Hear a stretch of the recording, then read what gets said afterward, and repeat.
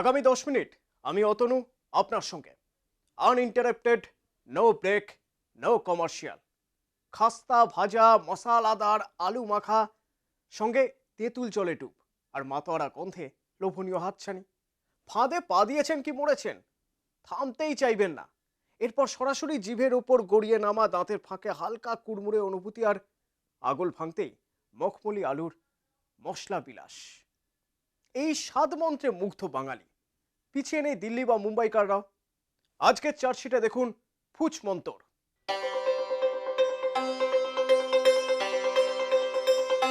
কোন মন্ত্রে জাদু কে জানে। মুখগহ্বরে তিন ভিন্ন ভিন্ন অনুভূতি।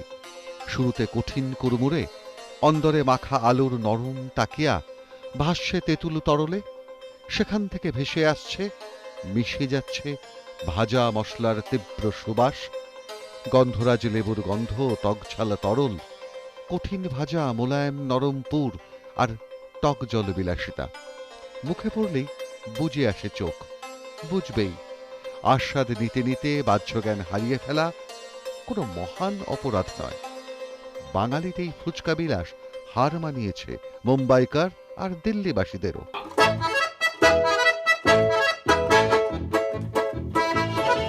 আচ্ছা, আপনি ফুচকা প্রায় খান? হ্যাঁ, ফুচকাটা কেন খান? ভালো লাগে তাই। ফুচকার এই যে টক জলটা, এটা কি আপনার ভালো লাগে? হ্যাঁ, সেই জন্যই খাওয়া। আপনার কি কোনো সময় মনে হয় যে ফুচকা ক্ষতি করে শরীরে? সব জিনিসই ক্ষতি করে শরীরে, তা বলে কি খাবো না?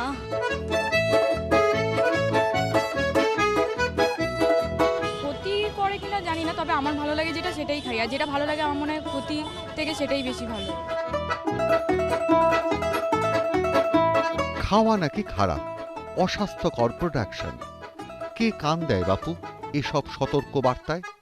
সময় আর সুযোগ পেলে চক্ষু লজ্জা ভুলে সব বাঙালি লাইন লাগায়, ঘিরে ধরে গাড়ি, আর চোখে দেখে নেয় কেউ লক্ষ্য করলেন কিনা, আর তারপরে ঝাঁপিয়ে পড়েন তালপাতার বাটিতে। বলা ভালো মনোনিবেশ করেন।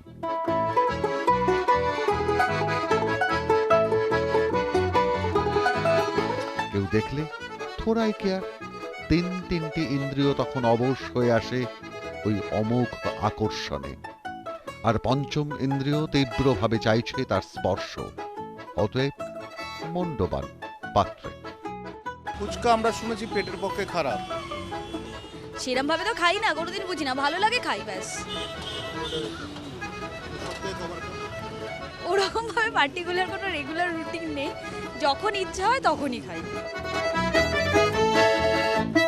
টেস্টি হলেই হলো। হ্যাঁ, আর এই মাঝে মধ্যে একটু হলে মানে শরীরের থেকে একটু ভালোই লাগে, একটু অন্যরকম লাগে। আপনিও নিশ্চয়ই এর ব্যতিক্রম নন, এবং আপনার মতো আরও অনেকে যারা মনে করেন ছোট্ট ফুচকা, তার ভিতরে লবণ আর মশলাজারিত আলু পুর, আসলে তেঁতুল জলের স্রোতে ভাসা নাকি ডুব দিয়ে ওঠা নিচল শরীর, যার উপস্থিতিটাই রোমাঞ্চকর। বিকেলে ফুচকা চলে যাবে মার্কেটে, সেখানে দাঁড়িয়ে বিক্রি করবে এরা, কিন্তু তার আগে এখানে আলুগুলো সেদ্ধ হচ্ছে এই হাঁড়ির মধ্যে। এই যে আলুগুলো সেদ্ধ হচ্ছে, এগুলো কিন্তু এক একটা প্লাস্টিকে মোড়া, প্লাস্টিক দিয়ে মুড়ে আলাদা আলাদা করে সেদ্ধ হচ্ছে। কেন প্লাস্টিক দিয়ে মুড়ে সিদ্ধ করছেন? हाँ, इसमें हमारे सबको अलग अलग है। हमारे 3 आदमी 4 आदमी का अलग अलग है, सब अपना अपना लेके जाएगा, तो कोई हेर फेर नहीं हो। মানে পাঁচজন বিক্রি করছে, পাঁচজন। প্লাস্টিক দিয়ে যখন আপনি সেদ্ধ করছেন তখন তো প্লাস্টিকটা এর খাবারের মধ্যে মিশতে পারে, তার জন্য তো ক্ষতি হতে পারে। ना क्लियर हो जाता है, सब रहता है, हम लोग धो धा के लेके जाते हैं यहाँ से। এরপরেও বেশ কিছু কিন্তু আর তবু থাকে। এমন মন কাড়া খাবারের রেসিপিটা আসলে কি? যারা জানেন তারা তো জানেনই, আর যারা জানেন না, আর তাদের জন্যই সংক্ষেপে বলা মূল ইনগ্রেডিয়েন্ট হলো আটা, সুজি আর সামান্য খাবার সোডা, সঙ্গে আলু, কাঁচা লঙ্কা, ছোলা অথবা মটর সিদ্ধ আর তেঁতুল জল, সঙ্গে বিভিন্ন রকমের মশলা। ব্যাস, এতেই মাতোয়ারা দুনিয়া। কিভাবে বানান? ওই আটা আছে, रवा आटा, সুজি এই মিলে মানে মাখা করে, মানে কি মিডিয়াম, মানে কি নরম, माने कि हल्का नरम होना चाहिए, उसके बाद बाकी बात पन्नी में बिछा के और उसके बाद माल बिलाई करते हैं। माल बिलाई करके पन्नी से झाँप के उसके बाद माल छनाई करते हैं। আপনারা এর সঙ্গে আর কিছু খাওয়ার সোডা কিংবা কোনো কিছু ना ना ना ना, खबर सोडा दें। नया आटा रहता है तब खबर सोडा देते हैं। মোদ্দা কথা, মাস দুয়েকের পুরনো আটা না হলে, তার মধ্যে জলীয় অংশ উবে না গেলে সে আটায় ফুচকা হবে না। আর তার সঙ্গে মেশাতে হবে সামান্য সোডিয়াম বাইকার্বনেট বা খাবার সোডা। आटा मैदा मिले मिक्सचर करे और तब सूजी दिले तब माने कि मक्के तब उसके बाद ओल्पो ओल्पो एकदम ओल्पो बस माने मालटा उठे जाए এই জন্য মানে ओल्पो। हाँ, और बाकी बात विशेष सर कोई चीज़ नहीं, इतना ही पड़ता है।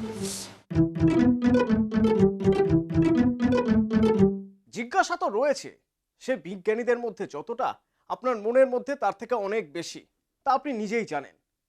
যথেষ্ট স্বাস্থ্যকর নয়। মাঝে মধ্যে নিজেই নিজেকে বকুনি দেন, তাই নয় কি? কিন্তু কি আর করবেন, তবু আরো একবার সচেতন করা। তার মানে মুচমুচে আর কুরকুরে করতেই এজিং করা হয় মূল ইনগ্রেডিয়েন্ট আটাকে।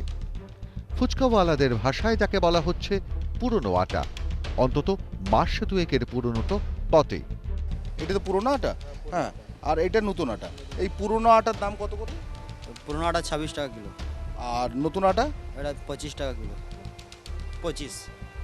নতুন আটা 25 টাকা। हाँ, पुराना 26। কেন? पुराना आटा थोड़ा रखने के बाद थोड़ा शॉर्ट हो जाता था, कम हो जाता है, आटा हल्का हो जाता है। पुराना होने के बाद आटा हल्का हो जाता है, कुछ शॉर्ट हो जाता है, इसलिए इसका 1 रुपया रेट बेसी ले लेते हैं। এই ছবিটা আরো ভয়ঙ্কর।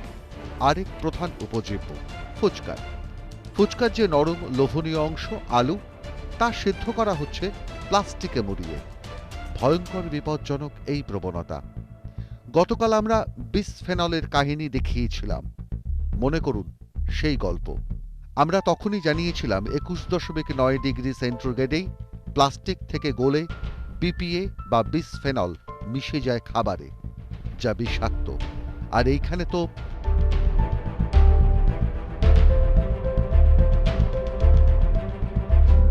জল আসে জিভে, আর প্রেমিক ছোটেন সেই স্পর্শের সন্ধানে। আর এর পরের গল্প আপনাদের অভিজ্ঞতায় আছে। সেই গল্পে না ঢুকে আমরা বরং যাই যাদবপুর বিশ্ববিদ্যালয়ের খাদ্য প্রক্রিয়াকরণ ও কারিগরি বিভাগে। সেখানকার অধ্যাপক গবেষকদের স্মরণে কি বলেন তারা এই পুরনো আটার ব্যবহার নিয়ে।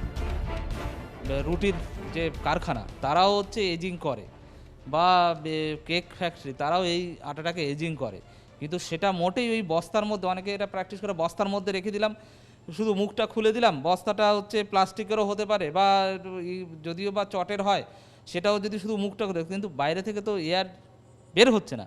অনেক সময় দেখবে যে জায়গায় এই পুরনো আটাটা রাখছে সেখানে কোনো এক্সস্ট ফ্যানই নেই, তো ময়েশ্চারটা বেরোবে কোথা থেকে?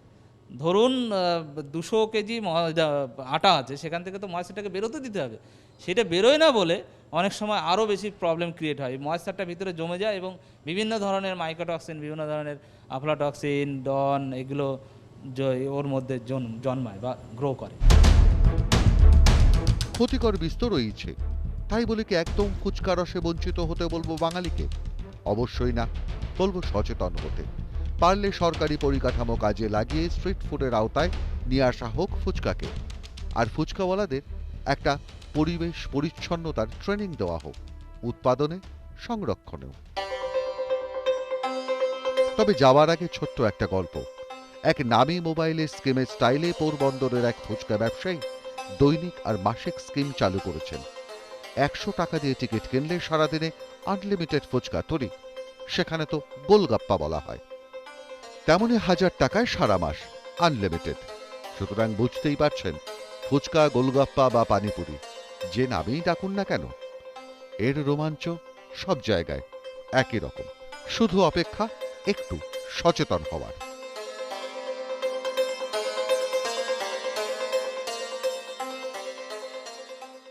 হোক না বিষ, তাও কি লোভনীয় নয়? আর সেই কারণেই বলছি, নিজেই কথা বলুন আপনার পাড়ার ফুচকাওয়ালার সঙ্গে, বোঝান পরিচ্ছন্নতা।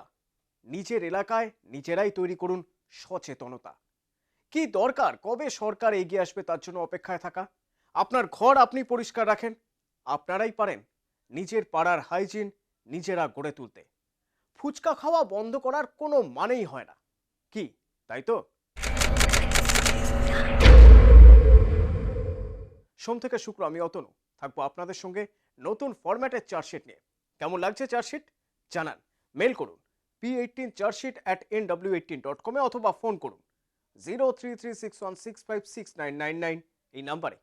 জানান আপনার এলাকার সেই বিপজ্জনক অভিজ্ঞতা যেগুলো চার্জশিটেড হতে পারে। Take care.